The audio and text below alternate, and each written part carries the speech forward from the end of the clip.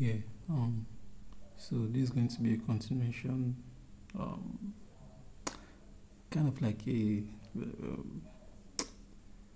rebroadcast, I guess, of the FlexBox tutorial that was supposed to hold last week. So yeah, without wasting much time, I basically have the HTML source code. I've um, I've tried my best to lay out a simple HTML source code for the website, and currently I have it open on this port from my live server extension. So quickly just go to the browser. This is how the website looks at the moment, and the goal of this whole class is to try and lay out this web page using FlexBox, right? Although we are going to write a bit of CSS that doesn't have to do with FlexBox, just to get things looking a little bit nicer. So yeah, just a quick walkthrough through the website. Basically, we have the header section, right? That's contained in the container div, and this is the h2 and the list, all this stuff here, right? And this is that section. We have this section tag that also has a container, and it contains this div here and the image, basically everything here.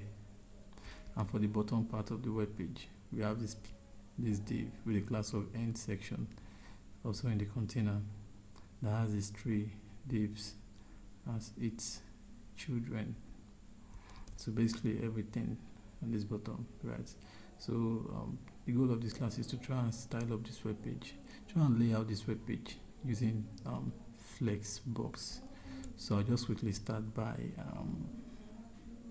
going to style.css. By the way, I've already imported the style sheet here, right? So the link to the style sheet is here, and from the style.css, just add some styling quick. Let's see, margin.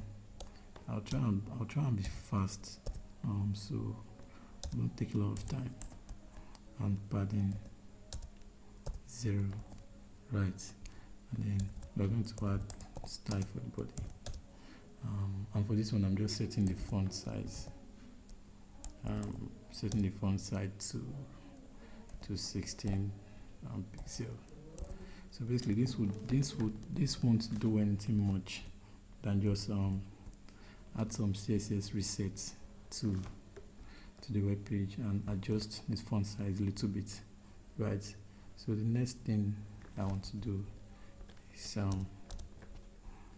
target the H2, which is this. I think we have under H2 here. So I want to add a bit of margin, right, to those H2, so that we have space on the top and bottom. So we use the margin property, and we'll set the top to 15, bottom to 15 pixel, left right to 0, right? And then for the header also, which is this one, I need to add a bit of margin as well, but this time around I'm adding the margin to the bottom, and I'll set that to 20 pixel, right? So basically I'm just trying to add a little bit of space around the H2 and the header, which is the block element that contains everything at the top here, right? So the next thing I want to do now is I want to try and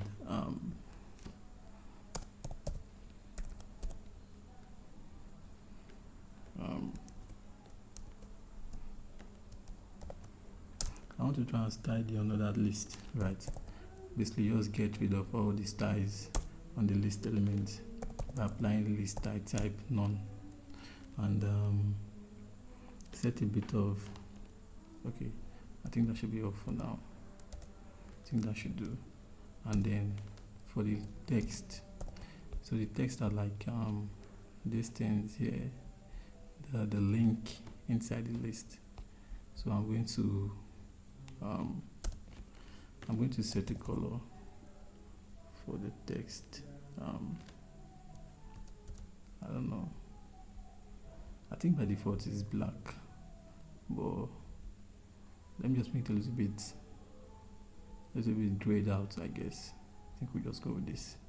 Then I want to increase the font weight, so they're a little bit more bold, to 600. And let me see text decoration.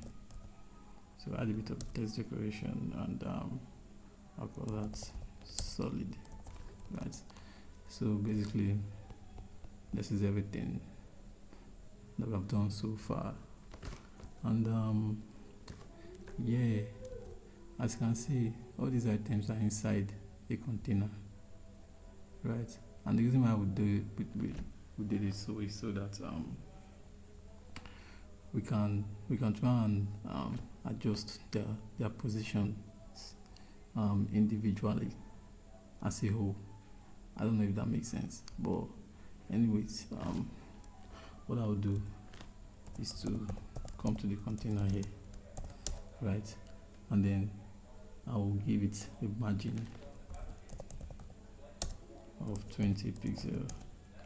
I will give it left and right to auto, so they'll be centered in the middle, right? And then I'll add the padding of 0 and 20 pixels, right? And I'll also add background color, right? For the background color, I think I'll just go with this, something like this. No, let me see.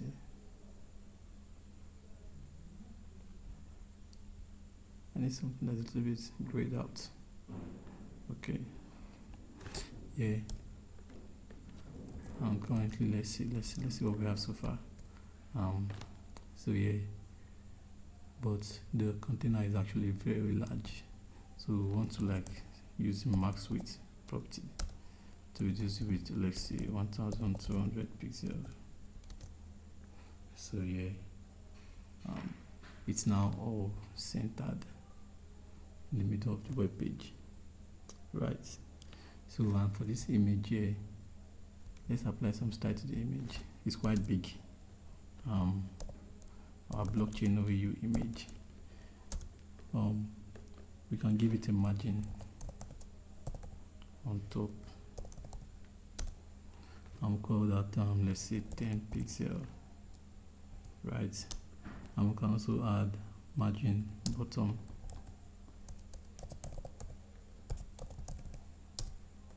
I can use 10 pixels. So we could have actually done, we can do this too with just one property, margin. But anyways, I'll just use both of them. I'll just use the longhand syntax. So margin left of 20 pixels, and let's see, let's set the max width of, let's say, 50%. So hold on, let me reduce it a little bit. Yeah, so far so good. I guess this is what we have. Yeah, so I think we can now start applying the flex property, right? So I'm going to start from the top here, and the first thing we need to do is look at the element we are trying to apply the flex to, which should be the flex container, right? So we attach the display flex to the flex container, and then the flex items are going to flex in the main axis, along the main axis of the flex container, which is row or the horizontal axis by default, right? So you guys should please pardon my voice. I'm recording this video late in the night, so I don't know. you might hear some echo. Anyways, so we can target that container by going to header.container, right? I can put a display of flex. So they are now flexed along the row, the main axis. So we need to put a space in between this header and the list items, right? And the way we can do that is using the justify content property of the flex container. I'm going to say space in between, sorry, right? So we have that space there, which is nice. And let's see, we can increase the height of this job, let's say 80 pixels. And let's see.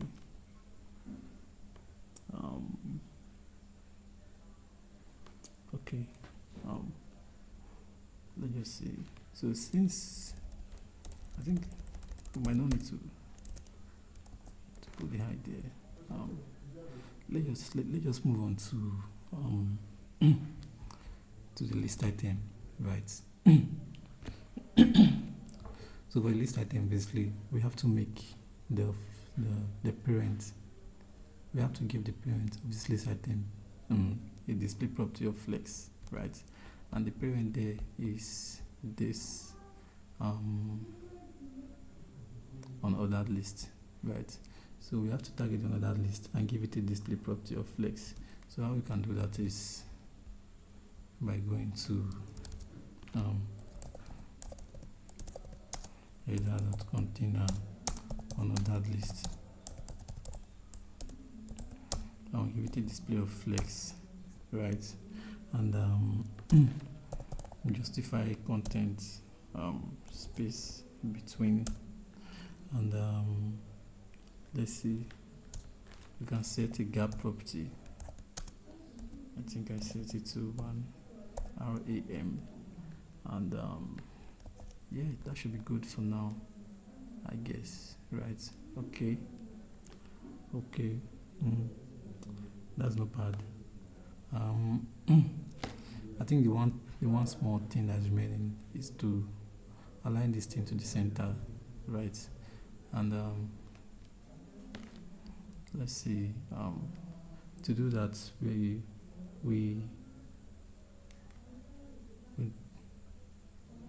can use the align items property. So it aligns the item on the cross axis. So like I said, if the main axis is horizontal, the cross axis will be vertical, and vice versa. So for this case now, since we're using display of flex, the main axis will be horizontal and the cross axis will be vertical.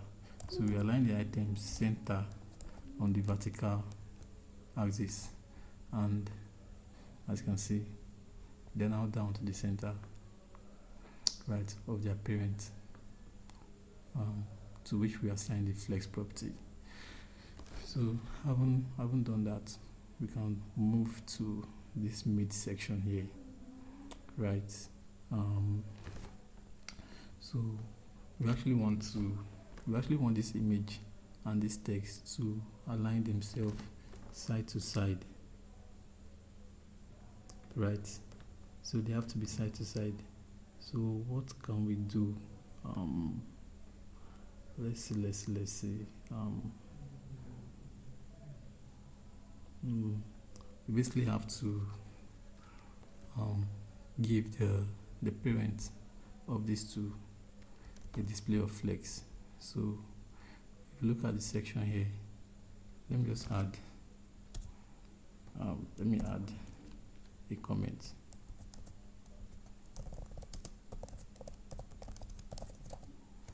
So the section begins here, so it's just a comment, right? It doesn't show up in our web page. So if you look at the section, there is this container here that's the parent of this div and this image, right? And get rid of this one.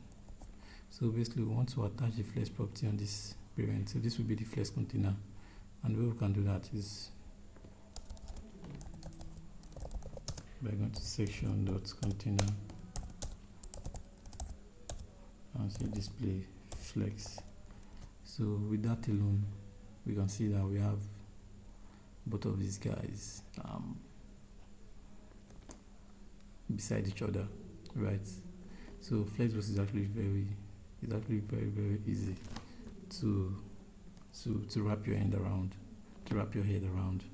It's actually a one-dimensional approach to designing CSS layouts. I think for the bottom, right, there's nothing really much we can do here, but we can just let me see, we can just add some.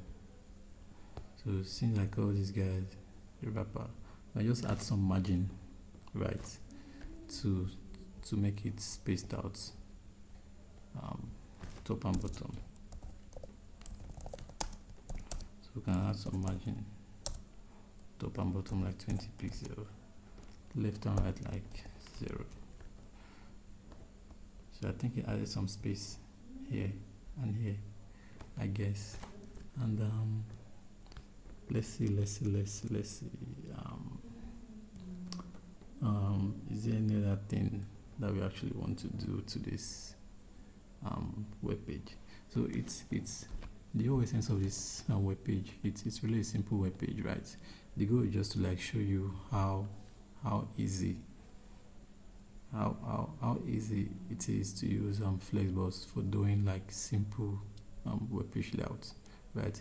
So I think the only thing we can do right now is try to make it a little bit responsive, right, by adding media queries. So let's say if we go below a certain screen size, the element should be stacked up differently, right? I think for the most part we can actually add that, but that would be like, it will not, I don't know, it will probably be outside the scope of what we are trying to accomplish here.